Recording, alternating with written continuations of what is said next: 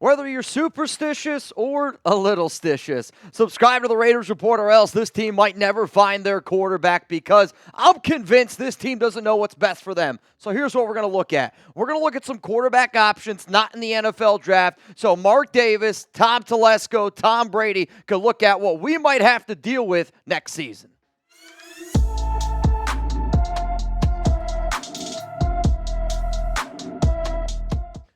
Raider Nation, what's going on? It's Mitchell Renz here, host of the Raiders Report, and I wanted to do today's show. Well, actually, that's not true. I didn't want to do today's show, and I hate that I even have to talk about quarterback options, not the 2025 NFL Draft, but guess what? When you win a meaningless game and you go 3-12, and now you drop all the way down to number 6 in the overall NFL Draft order, we got to talk about this, which is exactly what we're going to do here on today's show. I am going to go through, and I am going to look at the most realistic options for the silver and black at the quarterback position because I'm not going to lie, seeing the Raiders at 3-12 at number 6 in that NFL draft order feels like every single person that clicks this like button on today's show is giving me a big old slap, and I mean it, a big old slap in the you-know-where. So here's what we're going to do. We're looking at this Raiders quarterback situation because they're going to end up drafting a quarterback. I think it just depends on when.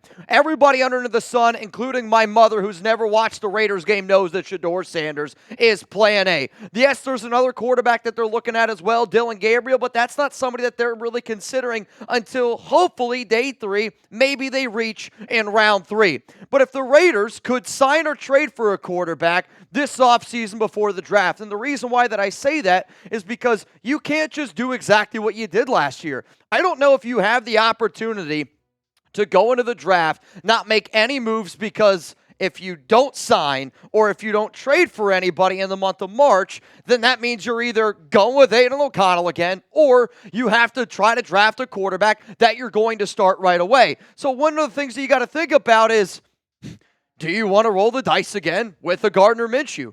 Do you want to roll the dice again with Aiden O'Connell? And I get it, AOC didn't get the opportunity to have a full off season, but I really think last week, if I would have asked the question, do you want a quarterback to start for the Raiders not in the NFL draft? I think if I ask 100 Raiders fans that, all 100 people say no. But now we're sitting here in a situation that's going, we might actually have to do that. So when you think about that quarterback situation, the Raiders have AOC and Gardner under contract. Those are the only two dudes. You can keep AOC at $1.2 million. I think you move on from Gardner Minshew because I'm not paying him $14 million. And then the Raiders got $108.3 million in salary cap space. As it stands right now, that's the second most of overall money. And the Raiders have 10 draft picks. You could potentially get a few more depending on comp picks. So you have the salary cap. You have draft picks. But Tom Telesco and Mark Davis, based on what I understand of Tom Brady, they don't want to use a lot of that money and spend it on a quarterback. They want to be able to build a team to be able to build around a QB, but things change. Plans change. So coming up here on today's show, I am going to tell you the Raiders starting quarterback options not in the 2025 NFL draft, and I have ranked them from least to most likely to be under center and to be the starter for the Las Vegas Raiders. So all 6 of the QBs that you're going to see are QBs that I think could potentially start for this football team. Let's go to number 6 here, and let's start this thing off with a bang. Dak Prescott. How many people are going to say, go F yourself, Mitch, after talking about Dak? I get it. I don't really like Dak. I think he is one of the more overrated QBs in the National Football League, and I wouldn't want to pay him all that money. Luckily, for the Raiders, when you look at Dak's contract, it could be a one-year rental at $47.8 million in 2025. He's got $0 million guaranteed in 2026 and in 2027 and in 2028. So if you're legitimately like, I need a one-year rental, Dak Prescott could be a guy. Now, does he have a no-trade clause? Yes. So all that means, just like Derek Carr a few years ago, is Dak can pick where he wants to go. I would imagine Dak would be okay with the idea of playing for the Raiders. It means more money in his pocket. Played in only 8 games this season, dealt with a hamstring. I'll be real, I think the only way Dak Prescott gets traded is if Dion or Shedeur finds a way to go to Dallas. But that's just kind of crazy. One of the things, though, you got to look at with Dak is, look at last season. When they have had a lot of talent around Prescott, he's put up some very productive numbers. I also get the argument of, well, if you're going to pay a quarterback $60 million plus a year, you want him to be able to win some playoff games. Dak in the playoffs, I do not believe in, but do I believe in Dak Prescott more than Aiden O'Connell? Yes, I do. Do I believe in Dak Prescott at $60 million or Aiden O'Connell at 1.2? That's a little bit of a different conversation. Let's go to number 5 here, and it's Kirk Cousins. I don't think Cousins is better than Dak, but I think having Cousins under center for the Raiders is more likely than Mr. Prescott. Why? The Falcons benched him for Michael Penix Jr., and there's been multiple reports out there that Atlanta could potentially move on from Cousins and eat $65 million. If a team is willing to eat $65 million in dead cap space, sometimes that means he's not very good. Well, then you look at what happened with Russell Wilson. He looks like he's doing okay. Might have been a Denver problem. The problem is these are not the same situation. Kirk Cousins has shown you that this guy looks washed at 35, 36 years old coming off that Achilles injury, but trading for Cousins to me is not going to happen. If you're the Raiders and you target Kirk, because I'm not going to pay him all the money that you'd have to pay him if you took on that contract, though if he hits the free agency market and he hits the open pool, you're going to have to probably give him something in the range of 2 years, maybe $40 million in total, $20 million per year. Maybe somebody gives Kirk Cousins $25 million per year. I'm not going to do that because what I have seen this season, 418 in Atlanta, that's not a quarterback that I'm trying to pay $25 million to per year. So let's play a game here. I wore black, and I'm wearing black all week because, damn it, after that win against Jacksonville, it's a Raiders funeral here at the Raiders Report. But if the Raiders don't draft a QB, who's going to be the starter in 2025? My answer is coming up here in a little bit. He's at number 1 on this show, but you're about to get hit with a YouTube ad break. While that ad is playing, I want you to scroll on down and give me your answer. Let's go to number 4 here, and it's Sam Darnold. If there's been one quarterback that I have been asked in mailbags when Chugs and I go live, and we usually go live every Tuesday, Thursday, and on game days, we will continue to stay live throughout the holiday season. But Sam Darnold has been a name that just continuously comes up. And why? He's having a career year in Minnesota. What's interesting is if Darnold wins a Super Bowl in Minnesota, the Vikings are going to have a tough decision to make based on a lot of the conversations that I've had with people close to the Vikings, based on the conversations that our Vikings host here at Chat Sports has had. It doesn't look very likely that Darnold's going to come back unless he ends up winning a Super Bowl. When you look at the numbers that he could potentially make from Spotrac, Spotrac has him somewhere around $32 million per year. And if he keeps on putting the numbers up that he's putting up, because 32 touchdowns, 11 interceptions, and the toughest division in all of football right now, could he really work his way into getting a $40 million per year contract? Like, if Baker Mayfield was able to do it, Sam Darnold's kind of having a little bit of like a Baker Mayfield resurgence career. And if I'm Darnold's agent, I go, I want a bigger deal than Baker Mayfield. I want a little bit more money than him. Hell, I'm putting up better numbers than the year before what Baker did. Yes, Baker won a playoff game. Darnold has the opportunity to do that. But if you're the Raiders and Darnold's asking for $40 million plus, do you have the cojones to do it?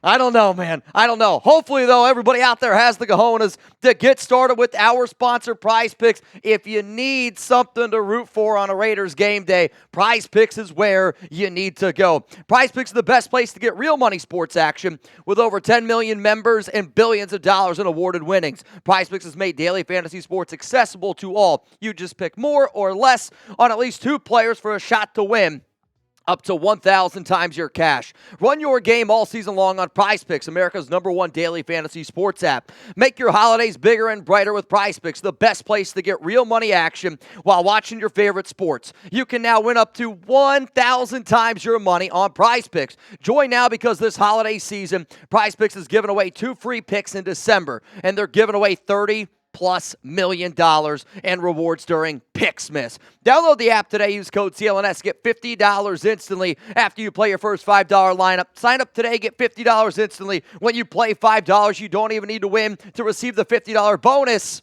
It's guaranteed. Prize Picks, run your game. If you're trying to get in the action with Chugs and I, we're going to go Foster Moreau more of 1.5 receptions, which that's going to be a revenge game. Blake Groupie, more on a field goal. He's going to bang that one through. Brock Bowers, at this point, you have earned my respect. I'm never going to go less on Bowers ever again. Give me the more there. And then Aiden O'Connell. This team throws the football a ton. Aiden O'Connell, more on top of that. If you're going to roll with Chugs and Ice picks, take a screenshot or, hey, go to prizepicks.com/CLNS. Just make sure that you use code CLNS. Let's also get into some of these honorable mentions.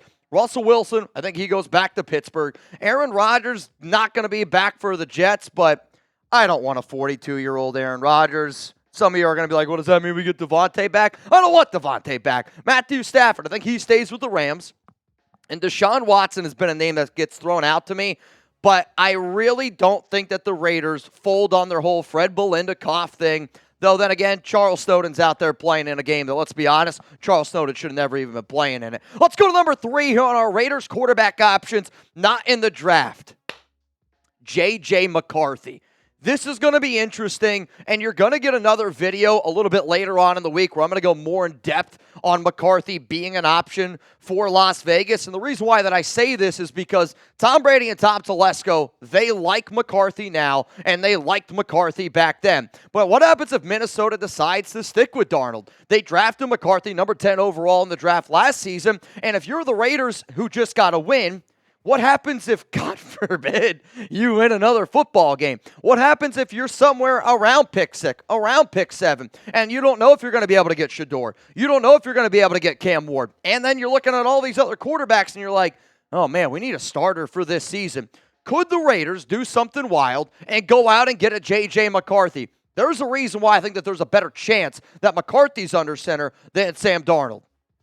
That's all I'm going to say. Watch the video that comes out a little bit later this week. Let's go to number 2 here, and it's Justin Fields for the Pittsburgh Steelers. It's a backup QB. To me, I think if the silver and black go out and they add somebody not in the draft, they're not going to try to break the bank. Like, they don't want to spend a lot of money. And Fields is probably one of those options where he's got relationship inside the building. Champ Kelly was a part of that regime in Chicago that drafted Fields. On top of that, it's not going to cost you a lot. And he looked pretty good to get the season started in Pittsburgh. So I think when you see how much better Justin Fields was in Pittsburgh and how bad Luke Getsy was with Fields in Chicago and how bad Luke Getsy was in Las Vegas, I think every NFL head coach, every GM, every OC's got to relook at what Justin Fields did and go, you know what? Maybe we need to reevaluate this guy because Luke Getsy is an absolute joke when it comes to calling plays. And if you can get a starting quarterback with that much athletic ability at under $10 million, I think if you're the Raiders, you have to show a little bit of interest.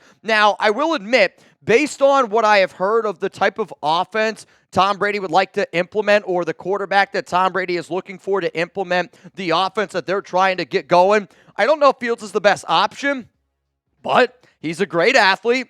And maybe it was just a Luke Getsy problem. Like, call me crazy for wanting to pair any quarterback that has this much athletic ability with a guy like Tom Brady. If it clicks in Fields' head and he ends up having a resurgence like a Baker Mayfield, like a Sam Darnold, and you have the legs there, dude, I'm just telling you right now, he could be scary, scary good, but it is a little bit of a chance there. Let's go to number 1, the quarterback. Let's be honest. The number 1 quarterback, most likely to be under center. If the Raiders do not draft one, he's already on the team, and his name is Aiden O'Connell. The Raiders want to draft a quarterback. I'm telling you right now, they want to draft a QB, and based on what I understand, they are willing to potentially risk it all because they don't want to fail, and they don't want to miss on a Jaden Daniels, and they don't want to go down the same path that they did. But also, at the same time, you got to hope that they don't go out and they sign a cheap quarterback like Gardner Minshew. When the Raiders signed Gardner Minshew last year, I remember being live on this show and being like, why the hell did we do that? Why the hell are we signing a quarterback that, let's be honest, even if he was better, maybe isn't that much better than Aiden, but you have to pay him literally 25 times what you're paying Aiden O'Connell. But then also, if you don't want to spend free agency money on a quarterback, roll him with AOC at $1.2 million. It could make some sense for the Raiders because, again, he's not the long-term option, but it could be a decent stopgap QB because, well, you might not be able to get your quarterback in the NFL draft. So you don't sign anybody in free agency. You don't go out and trade for anybody. You go all in on the draft, and worst-case scenario, they go, Well, we're going to roll with Aiden O'Connell. So you tell me. I'm going to give you my one-word reaction if AOC starts this, I guess, next season in 2025. You're going to get my one-word reaction. I want to hear yours first before this YouTube ad break. My one-word reaction, and I know that I'm already going to get people saying, Mitch, you hate Aiden. You hate 12. I think Aiden is a great backup quarterback in the NFL, but I said it last season. If the Raiders roll out Aiden O'Connell and Gardner Minshew as your top starting quarterbacks, it's an organizational failure. If you go through the season that you just went and this guy's starting for you at quarterback, it's an organizational failure. How are you supposed to sell tickets in a stadium that's the most expensive ticket in the National Football League in a division that's got Patrick Mahomes with Andy Reid, Justin Herbert with Jim Harbaugh, Sean Payton and Bo Nix, and then you're going to tell me you're going to roll out Aiden O'Connell as your starting quarterback? If Aiden's the answer, I don't know who your head coach is going to be, because I'll tell you this, I don't know what head coach under the sun, when they go up there and they look for jobs and they're like, well, hey, would you be okay with Aiden O'Connell as the quarterback? There's not going to be a single guy that goes, yep, that's the job that I want. This could get really, really scary for the Raiders if it is Aiden, but then again, I will give Aiden this.